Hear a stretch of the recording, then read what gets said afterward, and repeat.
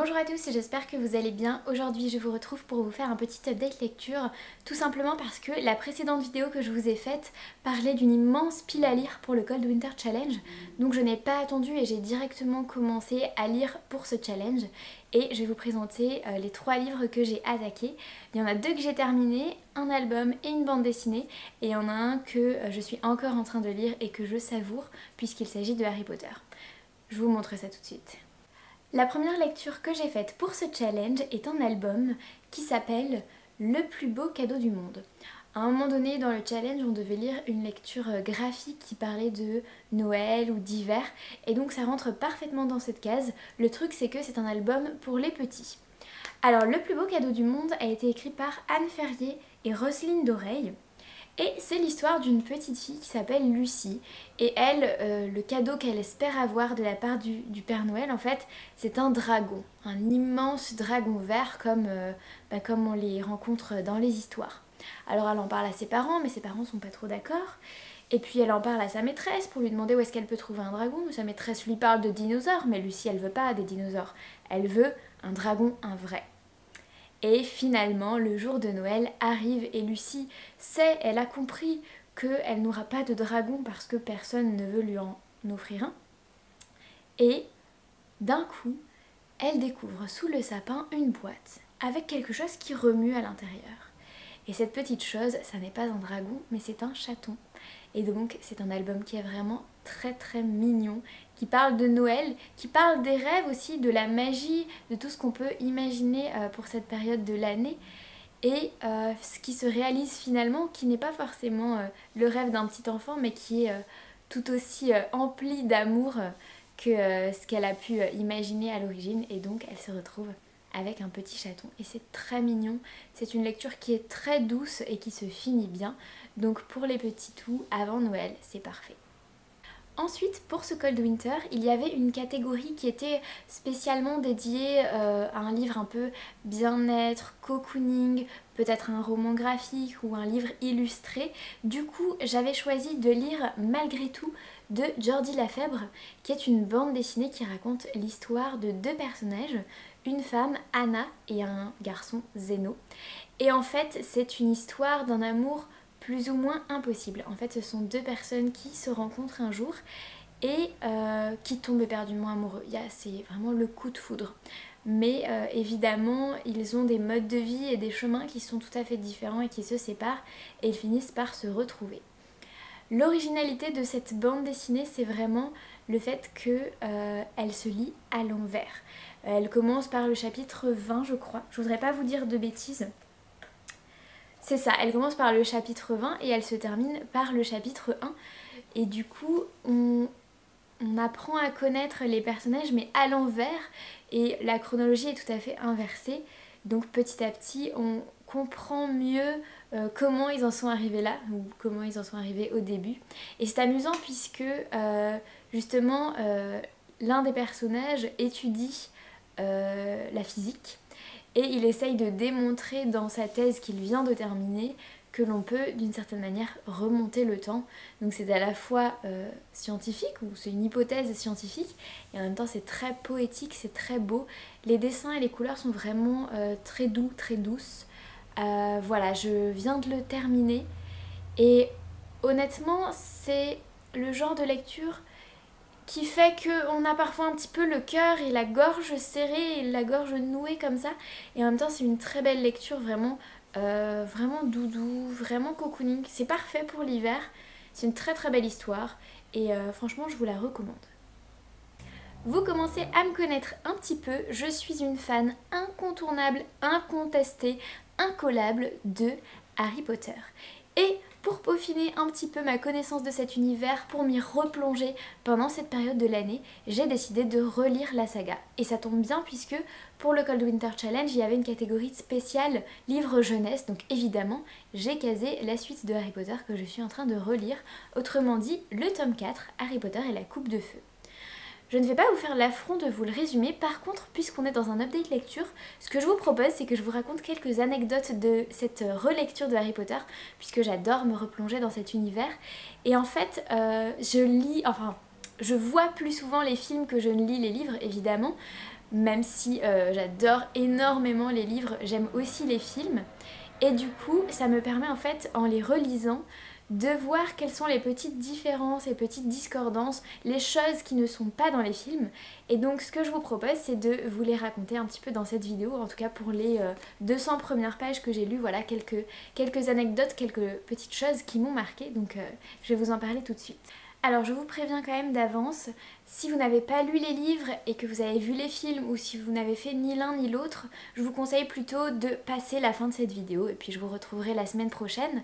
Par contre, si vous avez déjà lu les livres et vu les films et que vous avez envie de vous rappeler et de vous remémorer un petit peu les différences, les petites choses qui sont en plus dans les livres et qui sont si chères au Potterhead comme celle que je suis, eh bien n'hésitez pas à rester et à écouter ces petites anecdotes de lecture, puisque vraiment je prends un plaisir fou à relire cette saga et ça me fait énormément plaisir de pouvoir partager ces petits souvenirs avec vous pour vous rafraîchir un peu la mémoire et me rafraîchir la mémoire en lisant. Donc n'hésitez pas à écouter ce qui suit. Déjà dans le film Harry Potter et la Coupe de Feu, on commence de la même manière que commence ce livre, donc on est plutôt pas mal, hein. Autrement dit, vous avez le jardinier de la maison des Jets d'Uzor qui découvre que quelqu'un est dans la maison des Jets d'Uzor et il se trouve que c'est Voldemort en train de fomenter un mauvais coup, évidemment. Ensuite, dans le film, on passe directement au moment où Harry se réveille puisqu'il vient d'avoir un cauchemar et ce cauchemar lui montrait précisément ce que raconte le chapitre 1. Sauf que dans le film, Harry se réveille directement chez les Weasley puisqu'il est invité à assister à la Coupe du Monde de Quidditch et il a été invité par les Weasley. Mais dans le livre, la Coupe du Monde n'arrive qu'au bout de 4 ou 5 chapitres, donc il y a 4 ou 5 chapitres qui ne sont pas relatés dans le film mais qui sont là dans le livre. Et je voulais partager une petite anecdote avec vous. Donc il se réveille chez les Dursley et il y a un petit passage assez amusant où Vernon, l'oncle de Harry, le convoque et lui demande de venir le voir et il lui brandit sous le nez une lettre. Et c'est une lettre écrite par Molly, la mère de Ron. Et je vais vous la lire parce que c'est beaucoup trop drôle. Cher monsieur et madame Dursley, nous n'avons jamais eu le plaisir de faire votre connaissance, mais je suis sûre que Harry vous a beaucoup parlé de mon fils Ron. Comme Harry vous l'a peut-être déjà dit, la finale de la Coupe du Monde de Quidditch aura lieu lundi prochain et mon mari Arthur a réussi à obtenir d'excellentes places grâce à ses relations au département des jeux et sports magiques. J'espère vivement que vous voudrez bien nous permettre d'emmener Harry voir ce match, car il s'agit d'une occasion unique qui n'a lieu qu'une fois dans la vie. En effet, la Grande-Bretagne n'avait pas accueilli la Coupe du Monde depuis 30 ans et les billets sont extrêmement difficiles à obtenir. Bien entendu, nous serions très heureux de prendre Harry chez nous pour le reste des vacances d'été et de l'accompagner au train qui doit le ramener au collège. Il serait préférable pour Harry que vous nous adressiez votre réponse le plus vite possible par la voie normale, car le facteur Moldu n'a jamais apporté de courrier chez nous et je ne suis même pas sûre qu'il sache où se trouve la maison. En espérant voir Harry très bientôt, je vous prie d'agréer mes sentiments très distingués. Molly Weasley. PS. J'espère que nous avons mis assez de timbres sur l'enveloppe.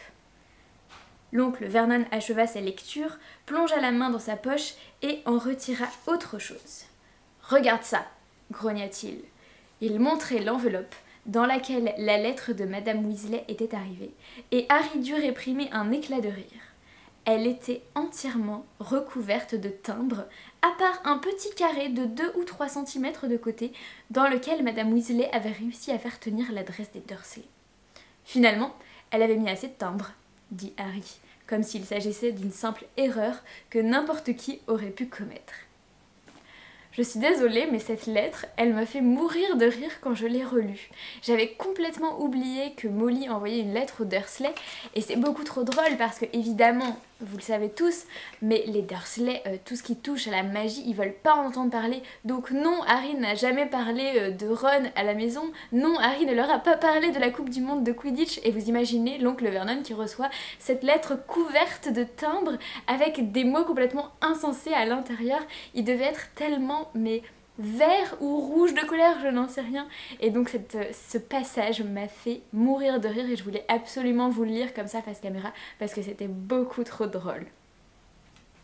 Alors j'ai encore quelques petites anecdotes sur le début de ce tome 4 de Harry Potter. Évidemment, les Weasley viennent chercher Harry chez les Dursley après. Et ils sont attendus, je crois, pour 17h. Et leur tourne, 17h15, 17h30, toujours personne. Donc évidemment, l'oncle Vernon et la tante Pétunia sont hors d'eux, puisque qui sont ces sorciers qui arrivent en plus en retard? Il commence à dire à Harry, mais est-ce que ils vont arriver en voiture au moins, c'est-à-dire normalement? Et le truc c'est que les Weasley, eux, ils sont pas tellement habitués à voyager en voiture. D'ailleurs, leur ancienne voiture, c'était la voiture volante, et évidemment, elle a été perdue par Harry et Ron qui l'ont empruntée pour aller à Poudlard dans le tome 2. Du coup, ils n'arrivent pas en voiture. Mais comment arrivent-ils? Eh bien, il se trouve que soudain, il y a un grand bruit dans le salon des Dursley et on entend la voix de Arthur, de Ron, de Fred et de George qui sont coincés. Et Harry comprend en fait qu'ils ont emprunté le réseau de cheminée en fait, tout simplement, avec la poudre de cheminette. Et du coup, ils sont coincés dans le conduit de cheminée des Dursley. Pourquoi?